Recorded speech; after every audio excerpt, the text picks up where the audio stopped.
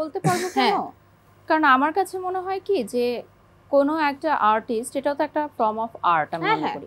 একজন পরীক্ষিত আর্টিস্ট যখন থাকে না, তখন মানুষ বুঝে যে যে অলরেডি স্ট্যাবলিশ, যে অলরেডি পরীক্ষিত, তাকে নিয়ে কেন মানুষ নেগেটিভিটি ছড়াচ্ছে। কয়েক বছর আগেও যখন আমাকে ব্র্যান্ড প্রমোশন ইন্ডাস্ট্রিতে এত বেশি মানুষ চিনতো না, তখনও কি আমি ভুল করিনি?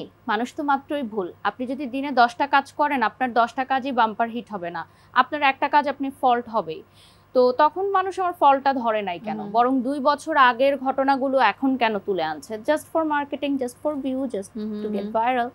সো এইটা আসলে এখন অডিয়েন্সরাও বুঝে আসলে কেন, এবং ব্র্যান্ডসরাও বুঝে। ব্র্যান্ডস যখন মনে করে যে আচ্ছা ও তো ভাইরাল, ওর অনেক ভিউ, তাহলে ওকে দিয়ে কাজ করে। সেটা দুইটারই নেগেটিভ পজিটিভ আছে, তখন দুই জায়গায় পজিটিভ আছে। কিন্তু আমি এইটাতেই আরেকটু টানতে চাই বারিশা আপনার কাছ থেকে, সেটা হলো যে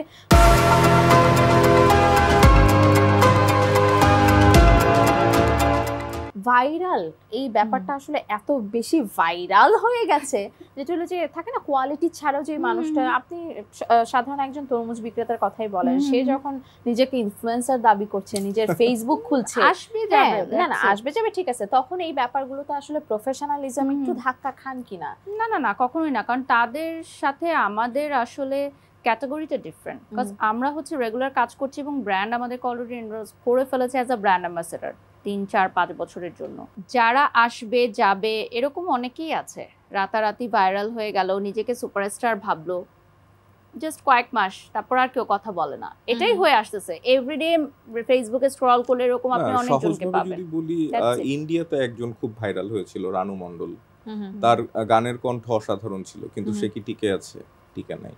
কারণ এগুলো হচ্ছে পুরাটা ব্যাপারটাই একটা আর্ট ফর্মে, শুধু আপনার ট্যালেন্ট আছে সেটা দিয়ে হবে না।